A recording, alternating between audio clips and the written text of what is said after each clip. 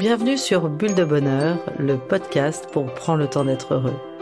Nous sommes Raphaël et Alban, chercheuses inconditionnelles de Bulle de Bonheur. Ce podcast est propulsé par les Jeux 2 minutes et publié tous les jeudis.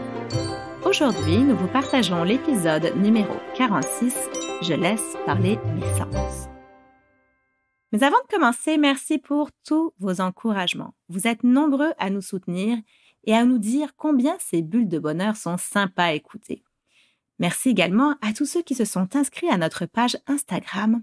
Et pour les autres, courez vous abonner à notre page Instagram bulle.debonheur. Oh là là, mais qu'est-ce que ça me chicote! L'autre jour, quand j'ai joué avec les filles au loto des odeurs, je me suis aperçue que j'avais vraiment un odorat peu développé. Je ne suis même pas arrivée à reconnaître des odeurs que je connaissais pourtant bien, comme le poivre, la banane ou encore le bois.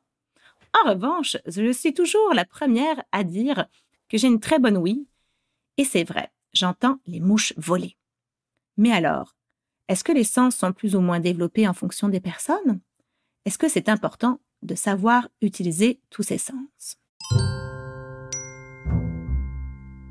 Nous percevons le monde qui nous entoure à travers nos organes sensoriels. Les yeux, les oreilles, la langue, le nez, la peau. Ces organes sont sensibles aux stimulations de l'environnement et jouent chacun un rôle fondamental dans notre corps en transmettant à notre cerveau des informations précises. Le corps, par ses 5 sens, nous donne une vision de notre entourage. Cette vision aura donc une incidence sur l'analyse des situations. Utiliser nos sens va nous permettre de mieux nous comprendre, d'être en harmonie avec notre corps et nous ressourcer.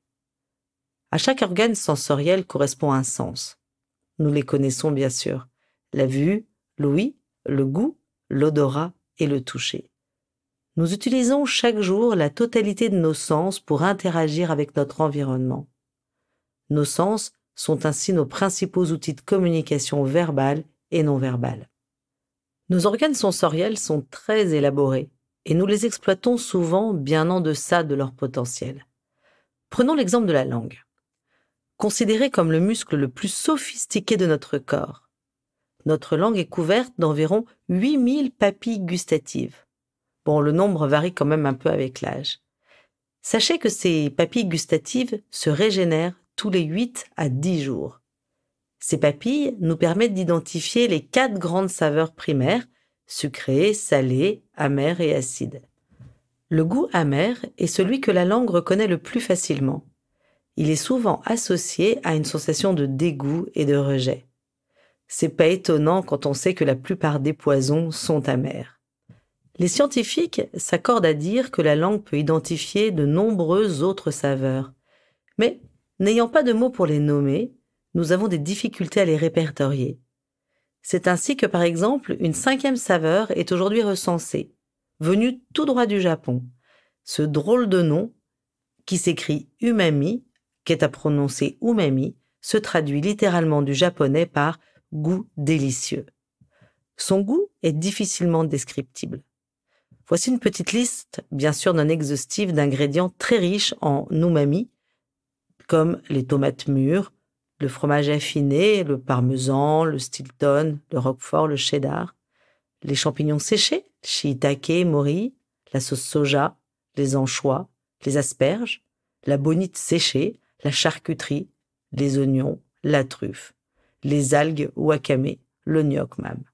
Bref, si vous vous êtes toujours demandé pourquoi vous n'arriviez pas à vous retenir de finir la coupelle de saucisson à l'apéro, ne cherchez plus. C'est la faute de l'ami umami.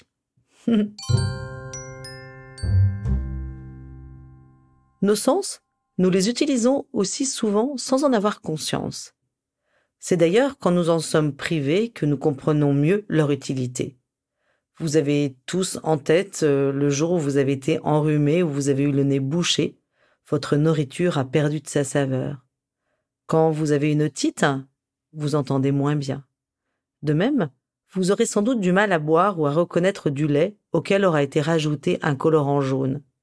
Si vous identifiez le lait, vous imaginerez qu'il sera citronné.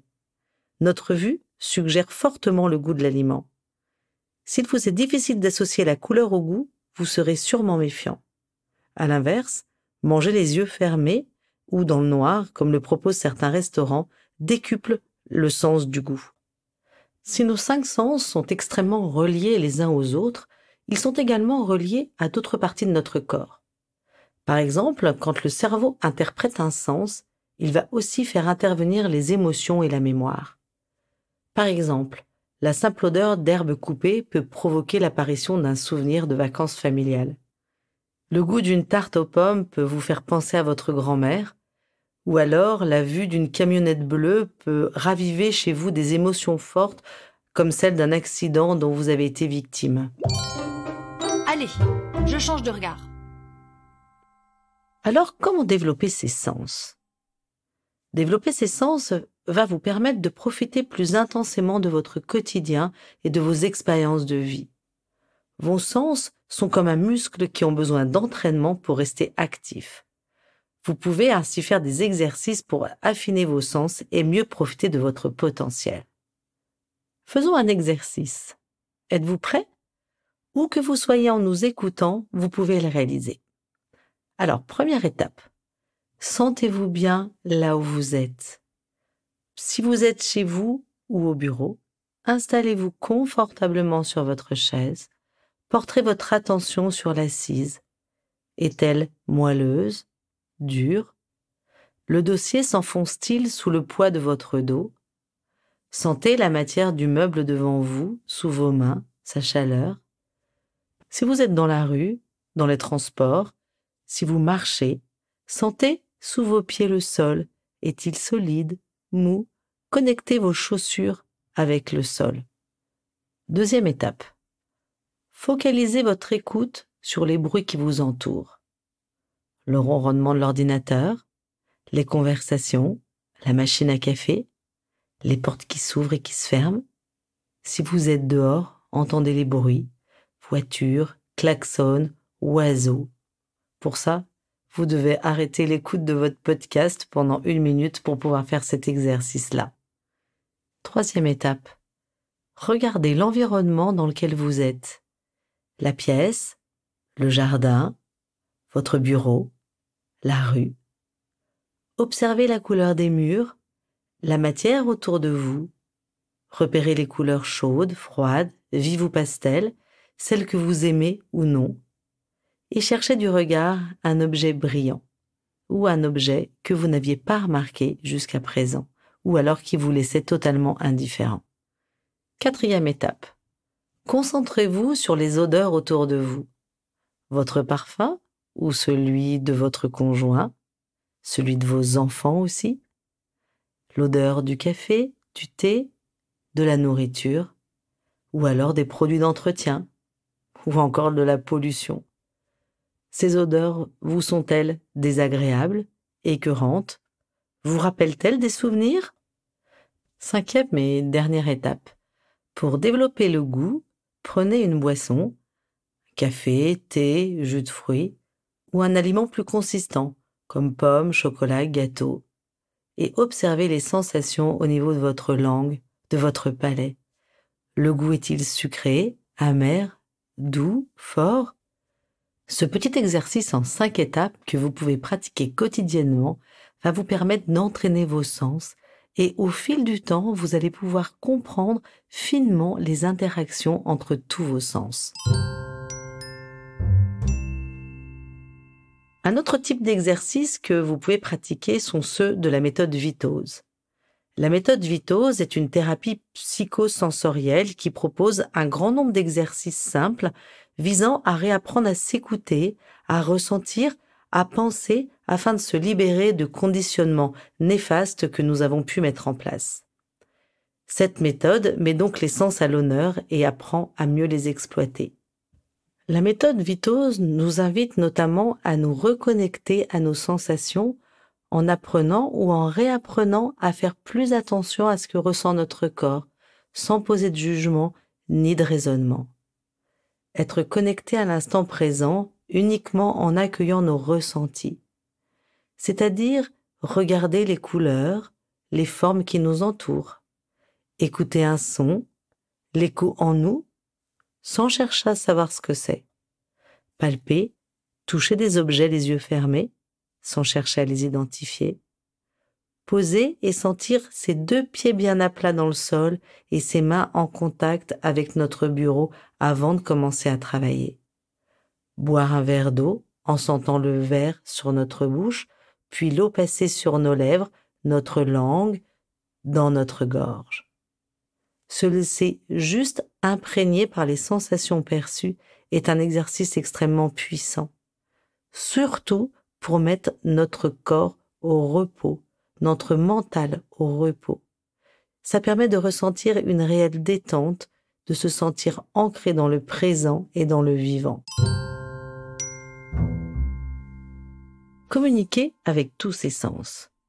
Effectivement, les messages que l'on donne ou que l'on reçoit passent par nos sens et vont donc avoir une incidence dans nos relations. L'ouïe va ainsi capter les mots prononcés, le ton de la voix, suave ou tendu par exemple, la mélodie, si elle est harmonieuse ou non. La vue, elle, va enregistrer les expressions du visage, que ce soit la joie, le dégoût, la colère, la peur, et aussi les images, les tableaux, les paysages, l'environnement. Le toucher va sentir la poignée de main, la tape sur l'épaule, le contact avec la peau ou d'autres matières qui nous environnent. Enfin, le goût et l'odorat sont particulièrement sollicités pour la nourriture et les boissons, les parfums, les senteurs de la nature. Un sourire, un regard attentif, une main posée sur un bras, une voix douce, un environnement calme et chaleureux sont donc autant de signes qui vont connoter nos messages. Ces signes, s'ils sont positifs, vont rassurer notre interlocuteur et favoriser une communication de qualité. Le toucher est le premier sens qui se développe in utero et le dernier sens que l'on perd. Nous avons parlé dans notre podcast 43 de la tendresse et aujourd'hui nous allons faire un petit focus sur le fameux hug.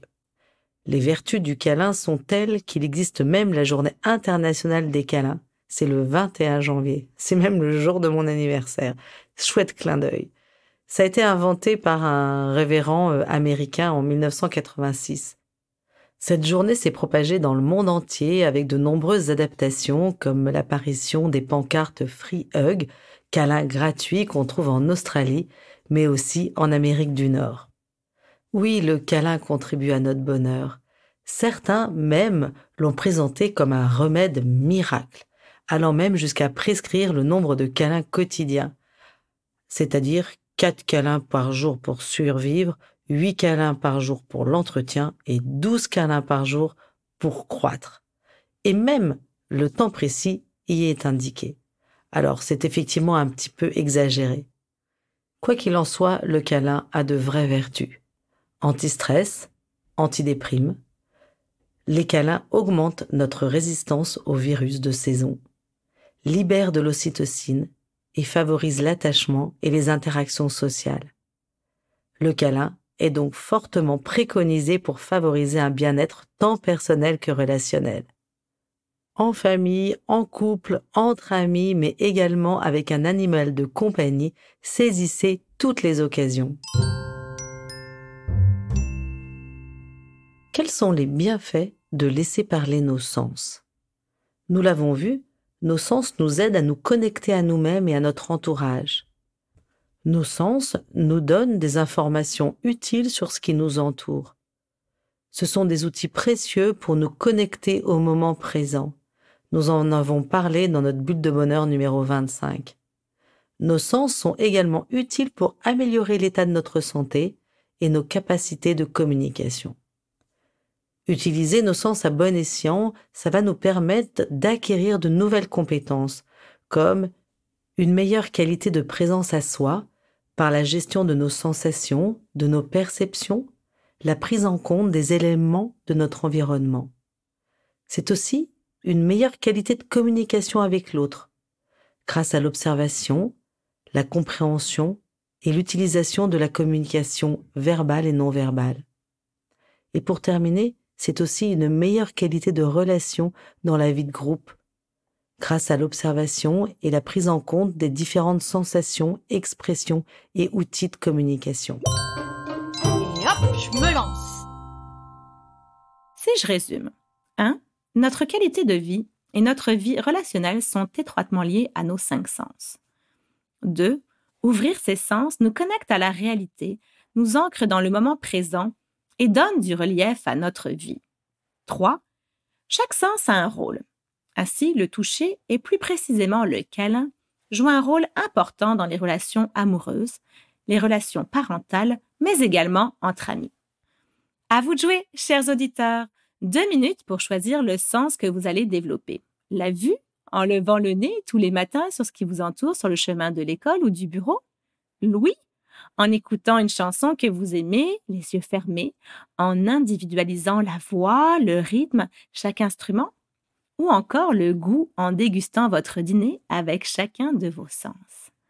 Allez explorer le monde sensoriel, vous serez surpris par les richesses qui s'y trouvent. Et pour terminer en beauté, notre petite mousse de la semaine est de Démocrite. Rien n'existe dans notre intelligence qui n'ait d'abord été dans nos sens. Avec Bulle de bonheur, prenez le temps d'être heureux. Merci pour votre écoute. Si vous avez aimé, dites-le nous avec 5 étoiles. Laissez vos commentaires et envoyez des bulles de bonheur à vos amis en partageant ce podcast. Inscrivez-vous à la newsletter en allant sur notre site jeu2minutes.com, GUX, 2 en chiffres, minutes avec un S, pour être notifié des prochains épisodes. Bulle de bonheur est propulsé par les jeux 2 minutes, 52 cartes pour prendre le temps d'être heureux.